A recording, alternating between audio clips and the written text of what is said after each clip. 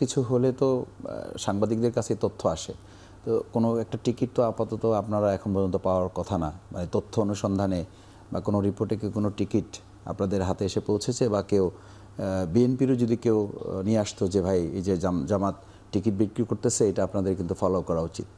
ভিক্ষুক থেকেও চাঁদা নেয় একটা গ্রুপ, এই গ্রুপটা কারা? বিএনপি নিজেরাও তাদের দল থেকে অসংখ্য নেতাকর্মী তাদের বহিষ্কার করেছে এই কারণের উপর ভিত্তি করে। পারছে বিএনপি এই যে জামাতের নাকি বেড়ে যাচ্ছে, পার্থক্য কমে যাচ্ছে বিএনপির সঙ্গে। জামাতের জনপ্রিয়তা যদি বাড়ে তাহলে আমি মনে করি বিএনপির সঙ্গে একটা সুস্থ প্রতিযোগিতার, যে পায়ে ভর করে গাড়িতে উঠে কারাগারে গেলেন সেই মানুষটি কেন কারাগার থেকে ফিরবার পরে আর কখনো নিজের শক্তিতে দাঁড়াতে পারলেন না, হাঁটতে পারলেন না, এবং কেন এই মানুষটির একটার পর একটা একটি আয়োজনে বলেছেন, সেখানে তারেক রহমান ছিলেন, অনলাইনে যুক্ত ছিলেন।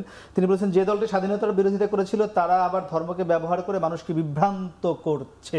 এই জামাতি বিএনপির সঙ্গে গত কয়েক যুগ ধরে রাজনীতি করছে, হঠাৎ করে এই মন্তব্য কেন? জামাতের স্লোগান দেখি তখনও কিন্তু তারা বলেন নৌকা ধানের শীষ, দুই সাপের এক বিষ। গত 15-20 বছর ধরে জনগণের সামনে দেওয়ার চেষ্টা করেছে, এবং তার পতনের মূল একেবারে প্রেকটা কিন্তু এই শব্দের উপর ভিত্তি করে হয়েছে। ঠিক আছে, রাজাকার, তারপরে এই ট্যাবলেট সে খাওয়াতে চেয়েছিল যে এটা বললে তাহলে বোধহয় সব ঠিক হয়ে যাবে। জনাব তারেক রহমান নিজে কথা বলতেছেন, উনি নিজেও কিন্তু এটার বাস্তব সাক্ষী না। জামাত যদি 200 আসনও পায় তাও জামাত জাতীয় সরকার গঠন করবে, সেই সরকারে বিএনপি যাবে কিনা তিনি সেই আহ্বানও করবেন বলেছেন। আগে ভোটটা হোক, তারপরে না 200 আসন। আমরা তো এনসিপিকেও বলতে শুনেছি, বিশেষ করে এনসিপির একজন অত্যন্ত ভোকাল নেতা বলেছেন যে তারা 300 আসনই বোধহয় পেয়ে যাবেন, এরকম বলেছেন। কোথায় পেয়েছেন? এটা সর্বোচ্চ 2 লক্ষ, 2.5 লক্ষ, 3 লক্ষের বেশি হবে না, এটা তো শেখ মুজিব ভুলে বলে ফেলেছিল। তো সেই ভুল কথাটা এখন যদি আবার আমি শুদ্ধ করে বলি। ঘাত হয়েছে। নির্বাচনের ট্রেনে উঠে গেছে বাংলাদেশ।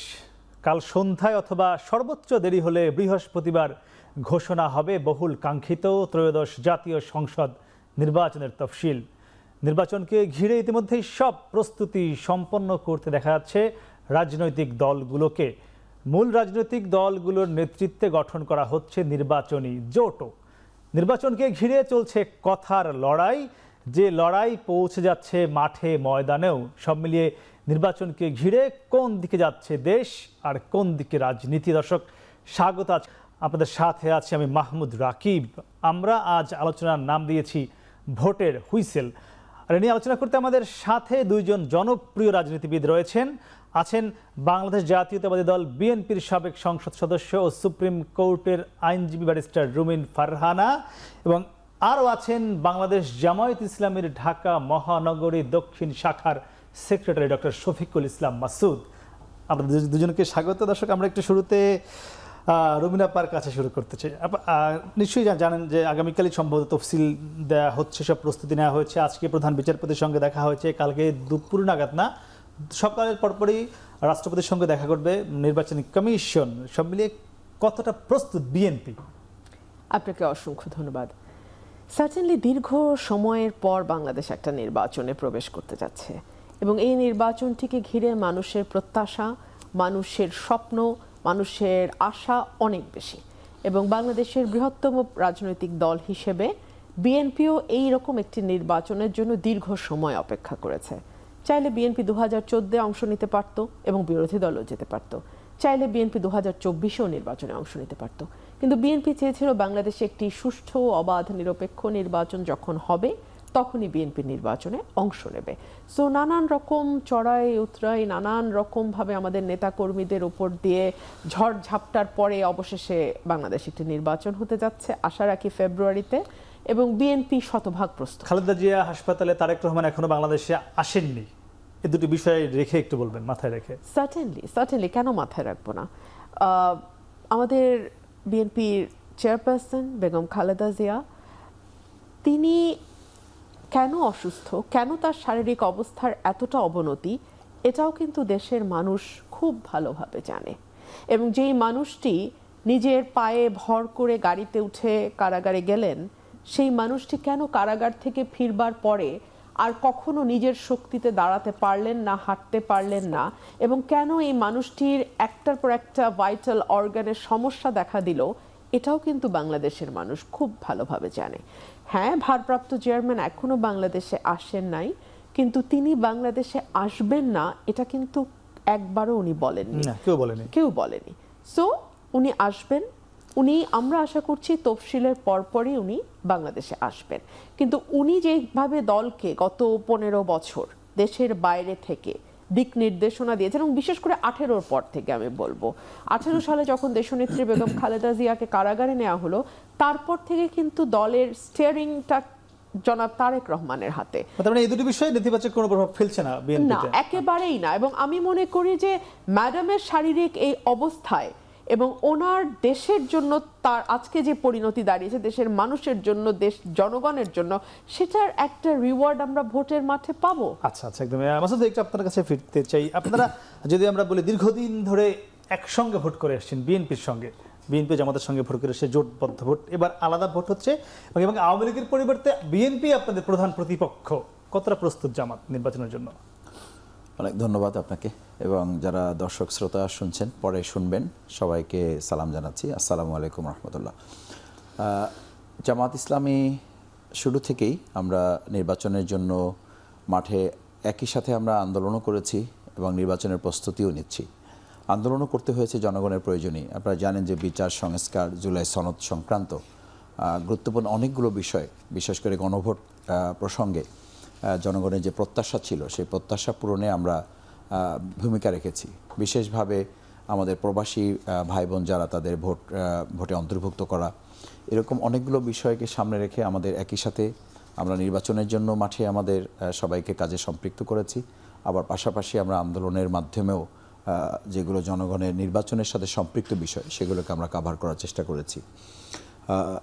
বিএনপি এবং জামাত ইসলামী নির্বাচনে এবার আমার কাছে এটা প্রতিপক্ষ বলি না, আমি বরং বলি যে আমাদের প্রতিযোগিতার একটা ইতিবাচক প্রতিযোগিতা। কারণ একটা শক্তিশালী সরকারের জন্য শক্তিশালী একটা বিরোধী দলের প্রয়োজন হয়।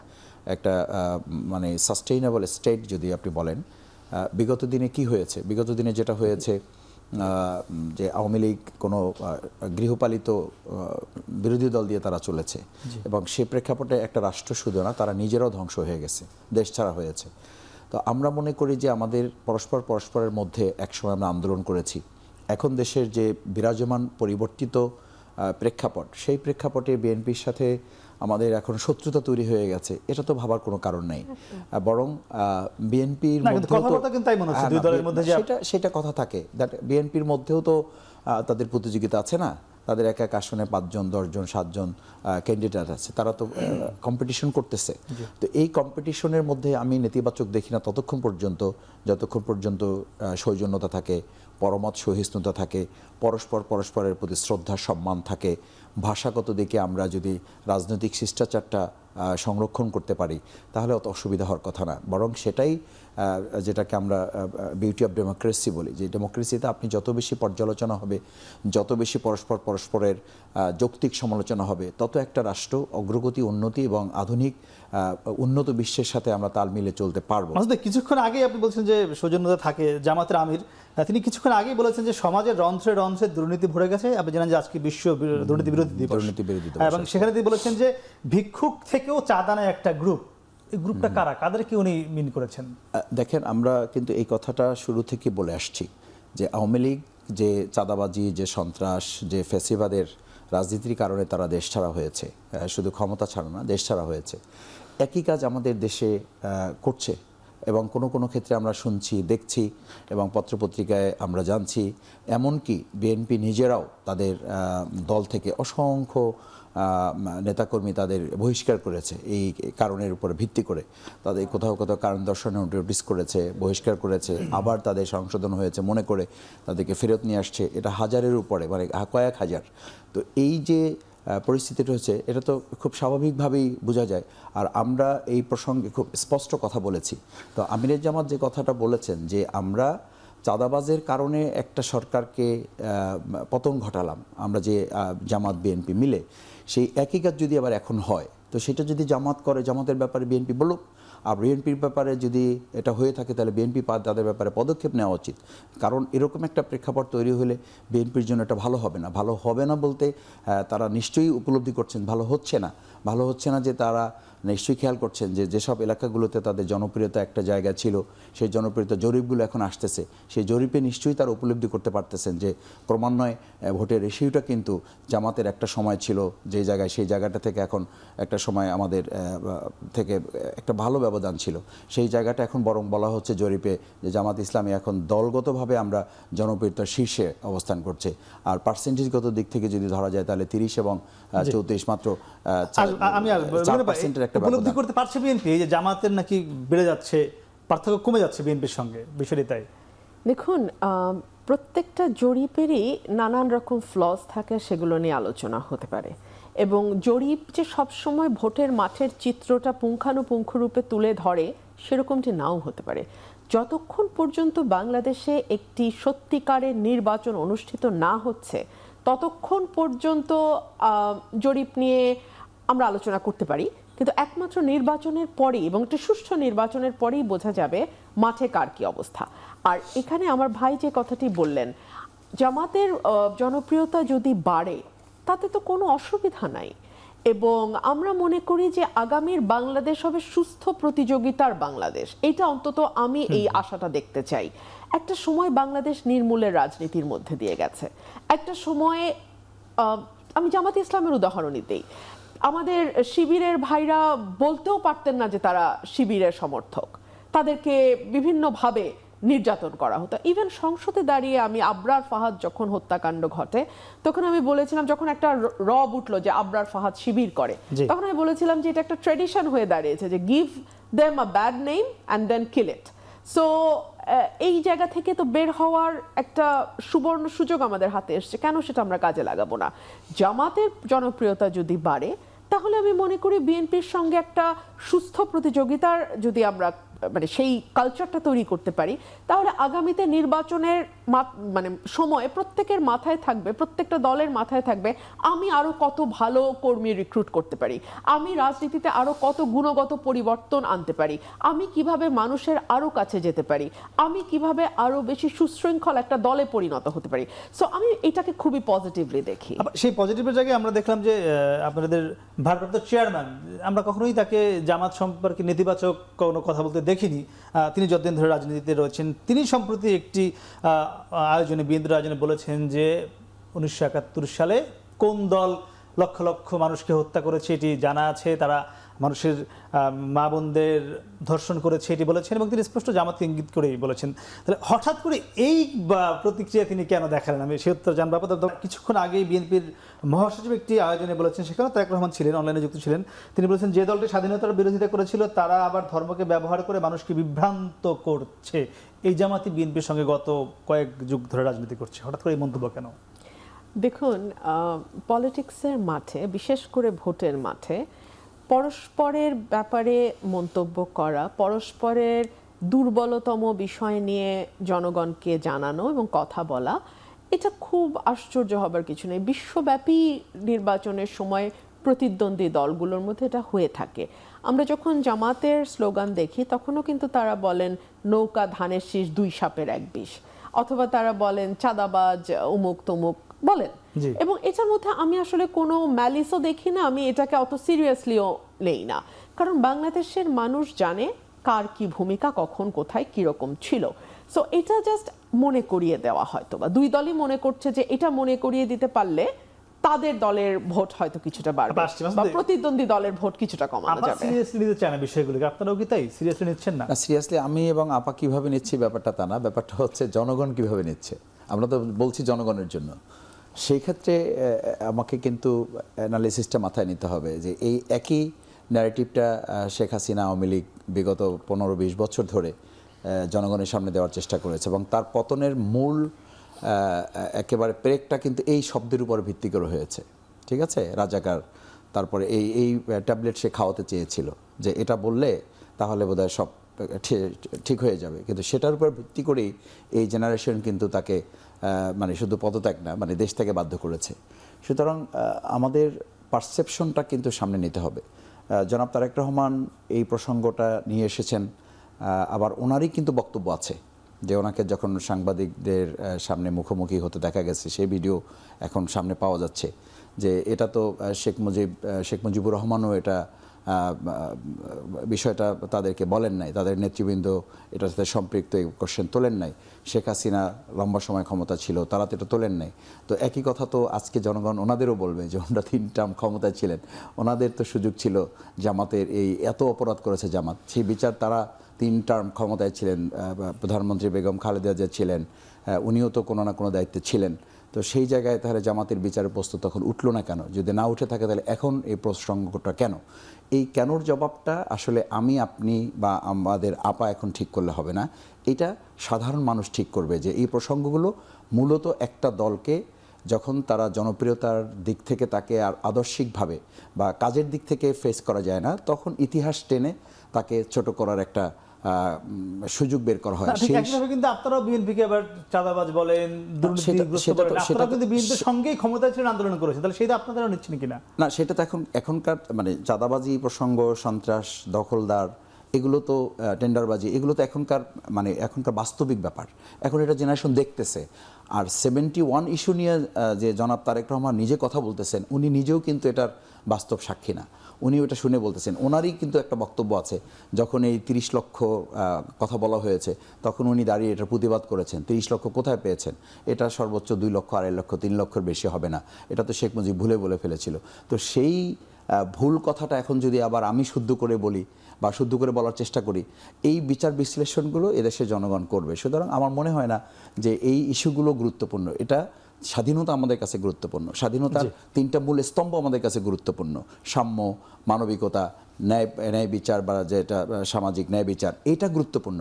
এই 3টা ইস্যুতে আসলে কি ভূমিকা দলগুলো পালন করছে, সাম্যের ক্ষেত্রে কি ভূমিকা, মানবিকতার ক্ষেত্রে কি ভূমিকা, সেই জায়গাটাই এখন জনগণের কাছে ইম্পর্টেন্ট হয়ে গেছে। আবার একটু জানতে চাই, জামাতের আমির বলেছেন যে আগামীতে যদি জামাত ক্ষমতায় যায় এবং 200 আসন পাওয়ার কথা তিনি বলেছেন, জামাত যদি 200 আসনও পায় তাও জামাত জাতীয় সরকার গঠন করবে, সেই সরকারে বিএনপি যাবে কিনা তিনি সেই আহ্বানও করবেন বলেছেন।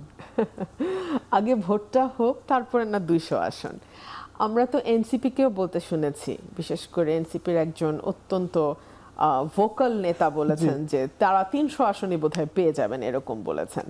তো জানি না 300 আসন কিভাবে হয় বা কি 350 আসন তারা পাবেন, এরকম বলেছেন বিএনপি 20-25টা পেতে পারে, এরকম বলেছেন। তো ভোটের আগে এগুলো কথা হয়। জাতীয় সরকারের ইস্যুটা কিন্তু বিএনপি তার যে 31 দফা সেখানে পরিষ্কারভাবে বলেছে যে সকল দলের মতের মানুষকে নিয়েই তারা সরকার গঠন করবে।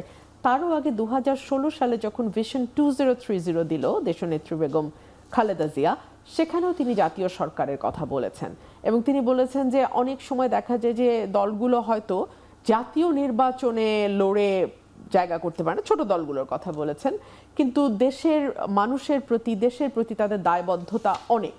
তো সেই দলগুলোর যারা ফেস, সেই রকম মানুষদেরকে তিনি সরকারে নেবেন এবং সকলে মিলে একটা জাতীয় সরকার গঠন করবেন। এটা 16 সাল থেকে বিএনপি বলে আসতেছে এবং এটাও বলা হয়েছে যে গত 15 বছরে যে বিভাজনের রাজনীতি হয়েছে, যেই নির্মূলের রাজনীতি হয়েছে, আদার করে ফেলার যে রাজনীতি হয়েছে, সেই জায়গায় আসলে যদি আমরা একটা সকলে মিলে একটা সরকার পরিচালনায় সকলকে নিয়ে যদি না করতে পারি, তাহলে বাংলাদেশ আসলে খুব বেশি দূর যেতে পারবে না। সেইখানে জামাত কতটুকু এগিয়ে জাতীয় সরকারকে নেতৃত্ব দেওয়ার? বুঝি জামাত কতটুকু এগিয়ে নেতৃত্ব দেওয়ার জাতীয় সরকারে? হ্যাঁ, জামাত কতটুকু এগিয়ে এটা তো আসলে ভোট না হওয়ার আগে বলা যাবে না। তবে ডেফিনেটলি জামাতের প্রিভিয়াস রেকর্ড যদি আমরা দেখি, সেই জায়গা থেকে তাদের ভোটের পার্সেন্টেজ অনেকখানি বেড়েছে।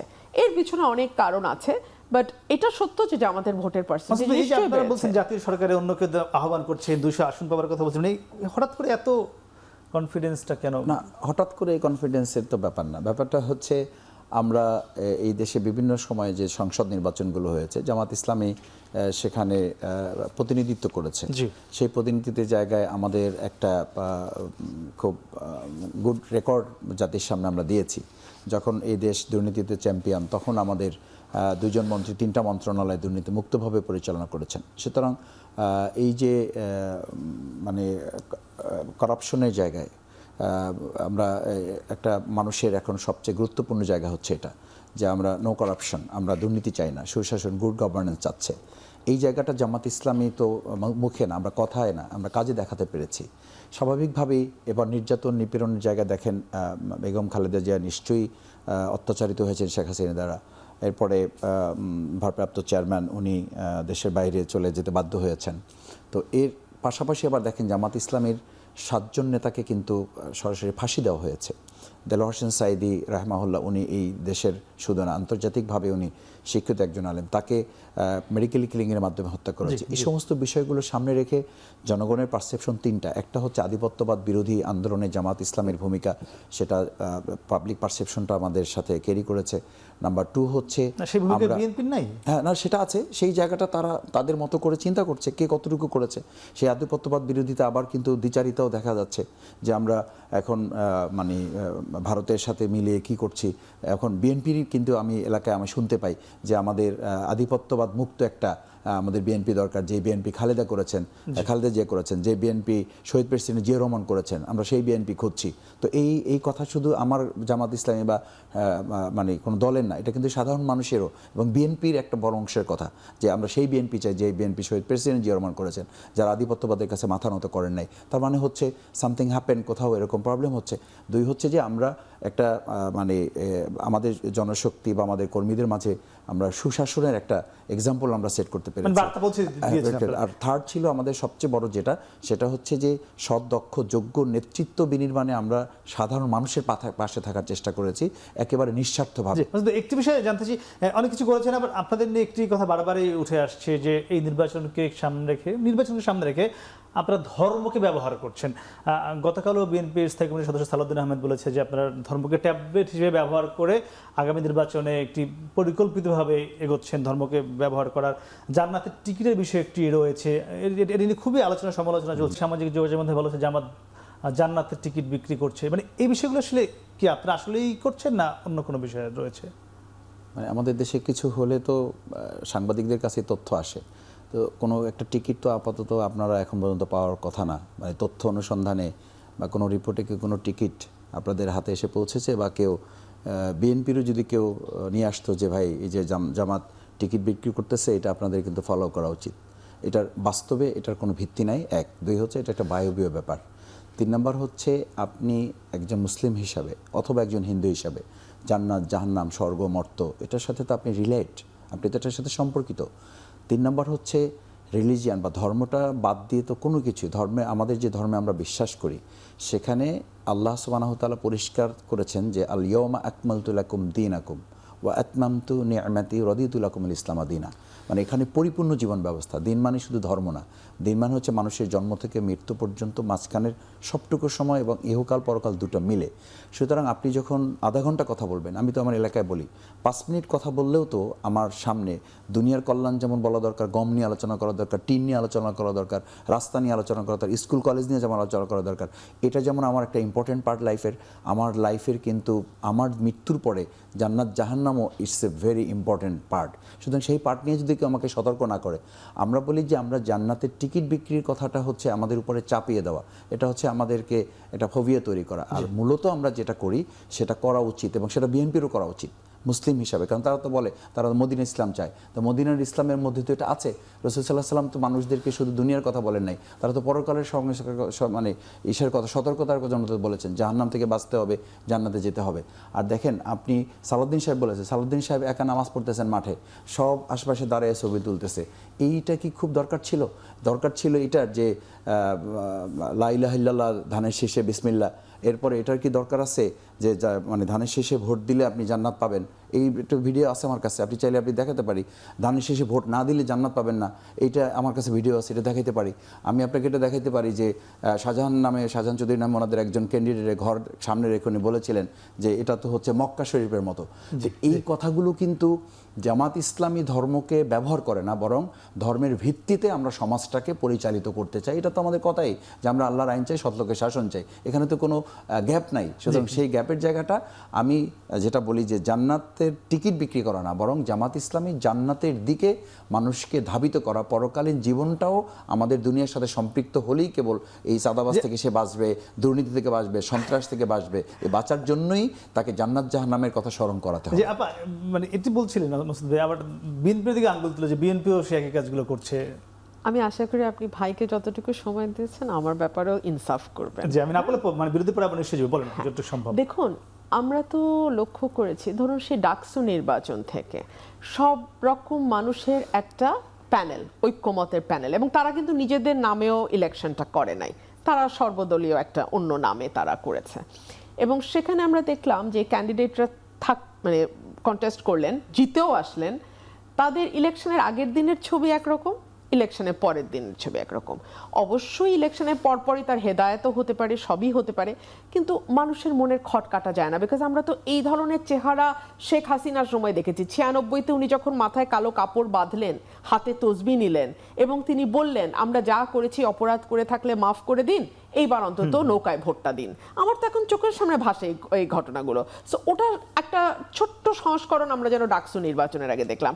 আবার আমার ভাই শাহজাহান চৌধুরীর কথা বলেছেন, ওনাদের দলও একজন শাহজাহান চৌধুরী আছে চিটাগংয়ের, এবং উনি যেভাবে প্রচারণা চালাচ্ছেন, যেই ভাষায় উনি হুমকি ধামকি দিচ্ছেন মানুষকে, সেটাই বা কতটুকু লজিক্যাল, সেই প্রশ্নও তো আমরা রাখতে পারি। তিনি যেমন বলছেন ওসি, এসপি, ডিসি ওরা কান ধরে উঠবে বসবে আমাদের কথায় ধরবে, আমাদের কথায় ছাড়বে, আমাদের কথায় মামলা দেবে, আমাদের কথায় মামলা থেকে নাম কাটবে, এটাই বা কতটুকু নির্বাচনের পরিবেশ রাখে, সেই প্রশ্ন অ্যালাউ করে কিনা। আবার ধরুন সকালবেলা ফজরের নামাজের পরেই আমার যেই ভাইরা জামাতের প্রার্থী হয়েছেন, ওনারা কিন্তু ফজরের সময় আমার এলাকাতেও একদম ফজরের ওয়াক্তে ওনারা চলে যান এবং মাগরিবের পরে কিন্তু ওনারা আর প্রচারণা করেন, ওনারা ঘরে চলে যান। তো এই সময় ফজরের সময় তারা যখন প্রচারণায় নামেন, ওনারা কিন্তু কানে কানে এটা বলেন যে জামাতকে ভোটটা দিয়েন, দাঁড়িপাল্লায় ভোটটা দিলে আখেরে আপনারা জান্নাত পাবেন। কানে কানে বলে, কানে কানে আপনার কানে বলেছে? আমি তো একজন নিজেই প্রার্থী, আমাকে তো আর বলবে না। আর আরেকটা বিষয়, ধরুন এই যে ওনারা বলছেন যে ইসলাম একটি পূর্ণাঙ্গ জীবন বিধান এবং জামাতের লক্ষ্য হচ্ছে ইসলামের আইনটা, যেটা পূর্ণাঙ্গ জীবন বিধানের আইন, সেটাকে কায়েম করা। ডেফিনেটলি এটাই তো তাদের লক্ষ্য, তাদের নামটাই হচ্ছে জামায়াতে ইসলামী। আমার প্রশ্ন হচ্ছে, ওনারা যে একজন হিন্দু ভদ্রলোককে তাদের একটা শাখার প্রধান করলেন এবং তাকে ওনারা নমিনেশনও দিলেন, উনিও কি ইসলাম কায়েমের জন্য কাজ করবেন? এটা আমার একটা প্রশ্ন। আরো একটা প্রশ্ন, আপনি এখন বিএনপি থেকে নমিনেশন পাননি, জামাতের আমির বলেছে যারা বিভিন্ন দলে এখন নমিনেশন পায়নি তিনি তাদেরকে তার দলে আহ্বান জানিয়েছে, এনসিপিও জানিয়েছে। আপনি জামাত বা এনসিপিতে গিয়ে নমিনেশন নেবেন কিনা জানতে চাচ্ছিলাম। আপনি যেহেতু এখনো বিএনপি থেকে নমিনেশন কনফার্ম হয়নি, আপনি জামাত বা এনসিপিতে যাবেন কিনা, তারা সবার জন্য তাদের দ্বার উন্মুক্ত রেখেছে। এই প্রশ্নের উত্তর আমি আগেও পরিষ্কারভাবে দিয়েছি, কোনো প্রশ্নই ওঠে না দল ছেড়ে কোথাও যাওয়ার। তবে জামাতের কাছে কিন্তু দল ওখানে ফাঁকা রেখেছে, এমন না যে দল অন্য কাউকে নমিনেশন দিয়েছে। আমার আসনটা ফাঁকা আছে, জোটের সঙ্গে আলোচনা জন্যই আসনটি ফাঁকা রাখা হয়েছে। কিন্তু জামাতের কাছে আমার একটা প্রশ্ন আছে, যদি শেষ পর্যন্ত না দেয়, যদি শেষ পর্যন্ত না দেয়, তখন আমার এলাকার মানুষ যে সিদ্ধান্ত নেবে আমি সেটাই করব। আমি একজন ব্যক্তি রুমিন ফারহানা কি করলাম দ্যাট ডাজন্ট ম্যাটার। তবে এইটা আপনারা খুব শিওর থাকেন, বিএনপি ছেড়ে আমি অন্য কোনো দলে যাব না, কোনো প্রশ্নই ওঠে না। আপনি জানি না কেন এটা আমাকে বলানোর চেষ্টা করছেন আমি কোন দলে যাব, প্রশ্নই ওঠে না, আমি অন্য কোনো দলে যাব না। তাহলে তো বিএনপি নির্দেশনা মেনে হয়তো নির্বাচন করবেন না, সেটাই আমরা ধরে নিতে পারি যদি নমিনেশন না দেয়। আমার দলের, আমার নেতাকর্মী, আমার ভোটার, এদের সবার সিদ্ধান্তই আমার সিদ্ধান্ত, সেটা দেখা যাবে। জি, জামাতের প্রতি আপনি যে কথা বলছিলেন। জি, ওনারা নারী প্রার্থী দিয়েছেন আমাদের ছাত্র সংসদ নির্বাচনগুলোতে। জাতীয় নির্বাচনে কি কোনো নারী প্রার্থী ওনাদের আছে? বিকজ ওনারা ডাইভার্সিটির কথা বলছেন, ওনারা ইনক্লুশনের কথা বলছেন। আমার সেই প্রশ্ন থেকে যদি আপনারা কোনোভাবে জামাতে যেতে চায়, জামাত তাকে নেবে কিনা? নারী প্রার্থী আপনাদের এখন একজন ঘোষণা হয়নি, এটি কিন্তু প্রশ্ন। আমি আপনার আগের কোশ্চেনটা দিয়ে একটু শুরু করি। সেটা হচ্ছে কৃষ্ণনন্দী একজন ইয়াকে দেওয়া হয়েছে খুলনাতে। দেখেন এই কোশ্চেনটা কিন্তু আপা করতো, যদি কৃষ্ণনন্দীকে না দেওয়া হতো তাহলে আপা কিন্তু এই কোশ্চেনটা আবার এখন করতো যে ইনক্লুসিভনেসটা জামাতের মধ্যে, জামাত রিজিট একটা অর্গানাইজেশন, তার মধ্যে নারী নাই, তার মধ্যে ভিন্ন ধর্মবিলের নেই, এই কথাগুলো কিন্তু আমাদের শুনে আসতে হয়েছে।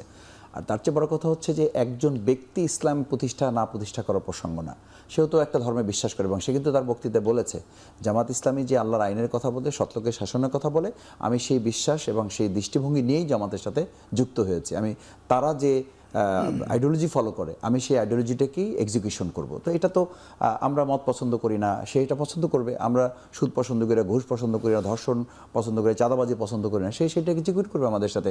এটা তো যে কেউ করতে পারে। নারী প্রার্থীর ব্যাপারে ইতিমধ্যে আমাদের আলোচনা হয়েছে, আমরা এটা আন্ডার ডিসকাশন। আমাদের আমিরে জামাত এটা খুব শর্ট টাইমের মধ্যে আপনারা আশা করি এ ব্যাপারে কোনো চমক দেখতে পাবেন ইনশাআল্লাহ। এবং সেই প্রসঙ্গে আপাদের মতো আরও যারা আমাদের আপা আছেন, তারা আমাদের এই আন্দোলন বা আমাদের সংগঠনের মানে বিশ্বাস, চিন্তা, দৃষ্টিভঙ্গি, পরিকল্পনা যেগুলো আছে সেগুলোকে ধারণ করে যদি কেউ এখানে কাজ করতে যায়, দেখেন আমাদের ঢাকা ইউনিভার্সিটি, রাজশাহী ইউনিভার্সিটি সব জায়গাতেই আমরা কিন্তু ইনক্লুসিভনেসটাকে আমরা প্রায়োরিটি দিয়েছি, যে আমরা সবাই মিলে সেখানে ডাইভার্সিটি কোনো সুযোগ রাখা হয়। পত্রিকা প্রথম আলো করেছে, সেখানে বলেছে জামাতের মানুষ জামাতকে ক্ষমতায় দেখতে চায় বা জয়লাভ করার সম্ভাবনা আছে 26%, বিএনপির 66%। এটি আপনি একমত কিনা জরিপের সঙ্গে? না, এটা তো আগেও আপাও বলেছেন যে কোনো জরিপই এখনকার শেষ কথা না, জরিপ একটা চলমান প্রক্রিয়া, আজকে যেটা আছে কালকে চেঞ্জ হচ্ছে। আর এই প্রথম আলোর জরিপেই ঢাকা বিশ্ববিদ্যালয়ে আমাদের সাদেক কাইমকে দেখানো হয়েছিল 9%, আর আবিদকে দেখানো হয়েছিল 46%। সেখানে তো দেখেছেন যে প্রথম আলো রিপোর্টের সেই জরিপের প্রেক্ষাপটটা টোটাল উল্টে গেল। তো স্বাভাবিকভাবেই একটা জরিপ চূড়ান্ত কিছু না, প্রথম আলোর ওই রিপোর্টে কিন্তু ঢাকা বিশ্ববিদ্যালয়ের চিত্রটা পুরো উল্টো হয়ে গেছে। ধন্যবাদ। সুতরাং সেই রিপোর্টকে আমরা সর্বশেষ যেতে চাই, আপনি কি মনে করছেন তফসিল ঘোষণার পর এখন যে ভালো পর্যায়ে রয়েছে এটি সংঘর্ষের দিকে যেতে পারে কিনা, সংঘাত তৈরি হতে পারে কিনা? না, আমি এটা মনে করি না। এই কারণে যে যেই আসনগুলোতে সংঘাত হয়েছে সেটা হবার ছিল, হয়ে গেছে, শেষ হয়ে গেছে, এবং সামনে আর আছে মাত্র 1.5 মাস 2 মাস। এর মধ্যে নতুন করে সংঘাত হবার বা নতুন করে কোন্দল হবার আমি কিছু মনে করি না, আমি বিশ্বাস করি না। আর জনাব তারেক রহমান একটা কথা আজকে বলেছেন যে মার্কা চূড়ান্ত। আপনারা যারা ধানের শীষের পক্ষে আছেন, আপনারা মার্কাটা দেখবেন এবং দয়া করে মার্কাটাকে জয়যুক্ত করবেন।